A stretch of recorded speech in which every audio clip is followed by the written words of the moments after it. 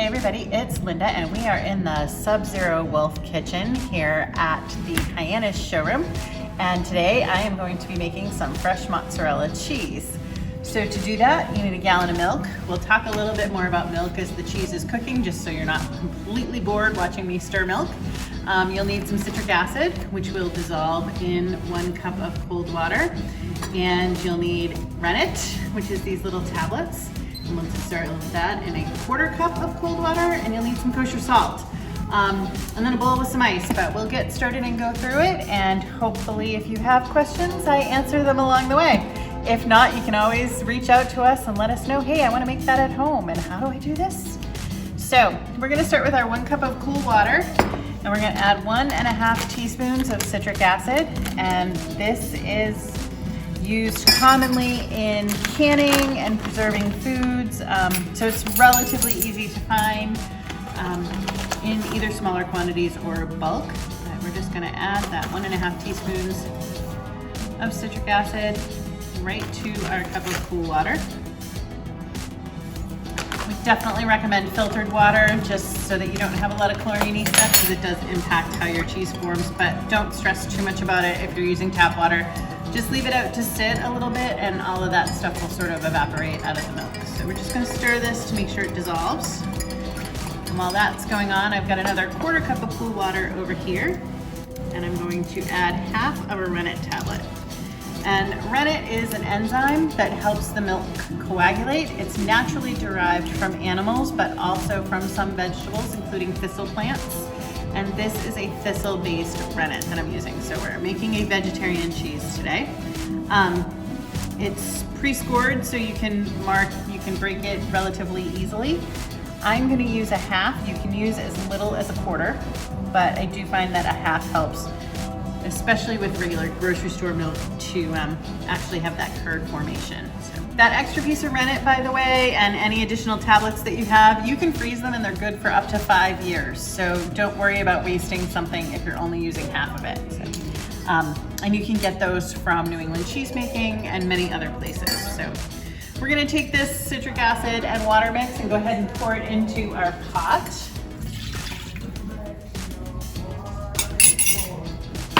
And then we're going to add 1 gallon of cold, whole milk.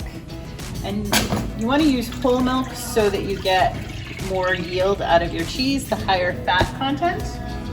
So you can do it with skim milk, but it really doesn't work very well. So I am going to set my thermometer here for 90 degrees. You can see that there. And I'm going to go ahead and turn on my heat about medium-ish. We don't want it to cook too fast. And we're gonna stir this until it hits 90 degrees.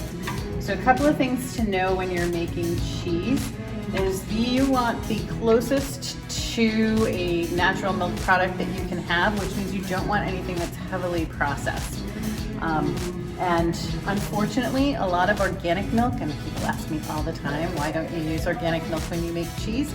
It's processed to last longer. So it's pasteurized at really high temperatures. If you look at your milk and it says ultra high temperature pasteurized, or UHT, basically it's been pasteurized at a temperature that's high enough to kill off both the good and the bad bacteria in the milk, which gives it a longer shelf life.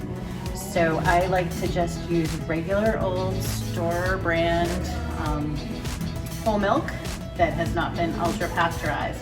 You can also, if you can find it from a local dairy, and there are a few around, and you're fortunate to find one that does low temp, long time pasteurization. That's actually pasteurized at the lowest temperature possible to kill off all of the bacteria, all of the bad bacteria in your milk, but preserves all of the good bacteria because it's done over a long, slow period. So you get a really good yield out of your cheese when you do it that way.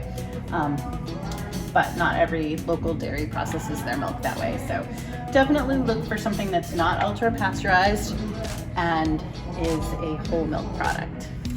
And we're at 90. So I'm gonna go ahead and take this off the heat. And now I'm gonna stir in that rennet mixture that I had made before. And you don't really need to stir the rennet too much.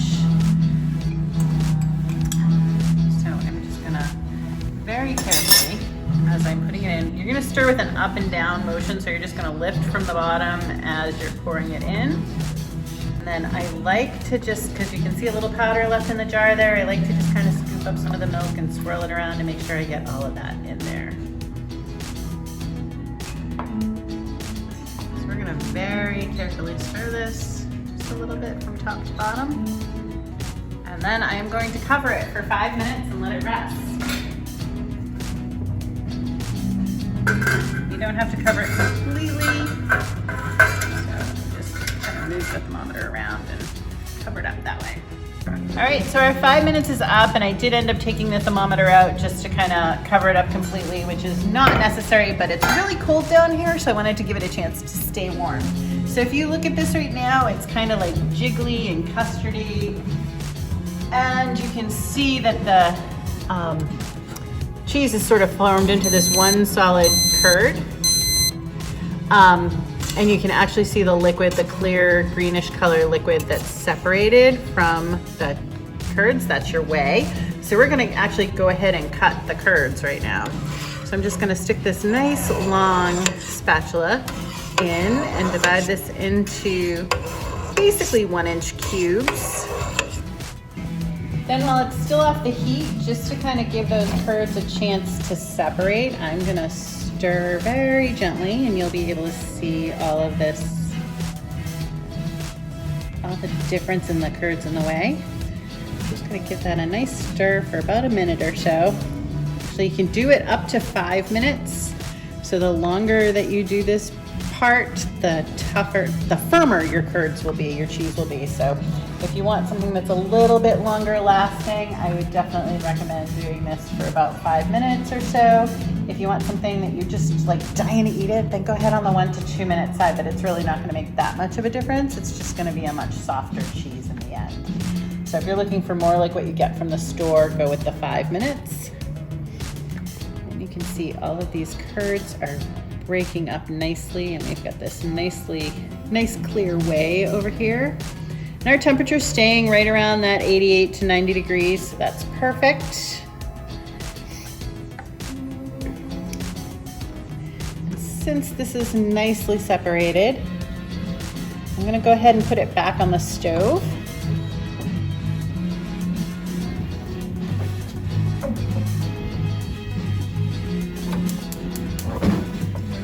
Turn this on, and we're going to heat it to about 110 to 115 degrees. All right, so we have got some nicely formed curd here, and it is time to ladle them into our bowl. So you can use any bowl for this part. I actually like, this is the one of the few times that I like to use plastic. Just because it doesn't hold the heat as much, and it makes it easier for me to get in there and use my hands to knead the cheese. But you can use metal, it's not a problem at all. And I prefer to scoop my curds rather than pour them. So it just keeps them a little bit more intact. So I just have this nice little ladle, perforated ladle here that I've had forever and a day.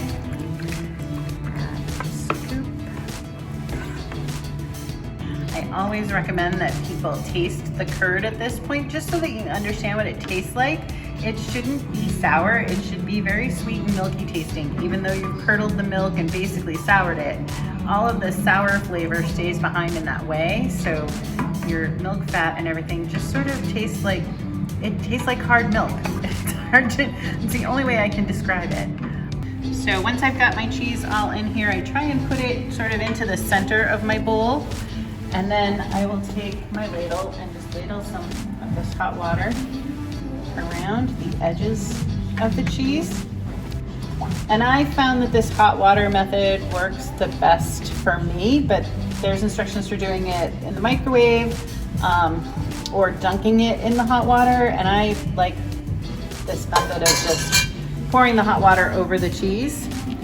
And then because it is really hot at first, I like to use the wooden spoon as sort of another hand, and it helps me fold it. And basically what you're doing at this point is you're kneading it just like you would knead bread, except you're kneading it in water, and the water helps that cheese kind of come together. And our goal is to get all of those curds together. And once it's at a temperature that you can handle, and you want to kind of keep it around 130 to 145 degrees. So once it's at a temperature you can handle, it's much easier to knead right in the water. And as it starts to cool off, I'll actually pour off this water and add some more hot water to it. So we're gonna go ahead and do that now. So since this is starting to come together in a nice shape, and you can see that it's starting to become stretchable, it is time to add salt to it. I don't like my mozzarella to be super salty, but I do like it to have a little bit of salt in it. So I am going to go ahead and add 1 tablespoon of salt right to the middle of the cheese here. It looks like a lot, but really it's not that much. Some of it's gonna dissolve into the water around it as we fold it, so don't worry about that. So we're just gonna start stretching that, pulling it right over and in, and working that salt into the flavor. Like I said, some of it's gonna leach out right into the water, and that's okay. It's kind of like stretching taffy. I don't know if you remember, like, or if you ever did it when you were a kid. I know I did. You'd take marshmallows and just kind of pull them apart and stretch them until they turned into this taffy-like thing. It's basically the same type of thing. You're just gonna keep stretching it until it's really nice and shiny and forms into a singular shape. Once you get that smooth and shiny stretch, which we're starting to get here, we're gonna work really hard towards getting it into the shape of a ball or a log.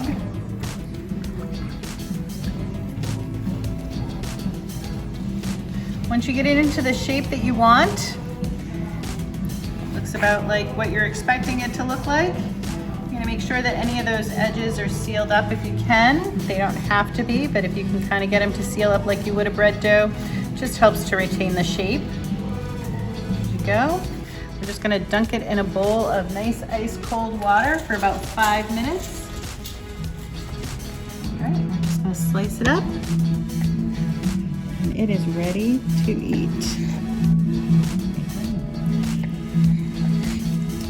So I often get asked about storing this. It doesn't last in my house, honestly, long enough to store it. We'll easily use this for dinner and eat it for snacks within a day, so really storage isn't an issue.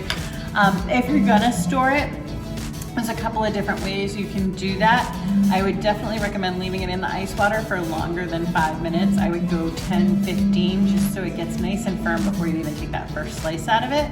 And I would definitely recommend that you keep that 2 to 5 minute piece that we talked about earlier closer to the 5 minutes, maybe even a little bit longer, because it will make a firmer cheese. And then when you're storing this, I have had the best luck wrapping it tightly in plastic wrap and putting it in the coldest part of my refrigerator. So not on the refrigerator door, but someplace in the back that's really nice and cold. And it'll keep for a couple of days that way. Hopefully you enjoy making it on your own, and maybe sometime soon you'll be able to come to KAM and I'll be able to teach you how to do it.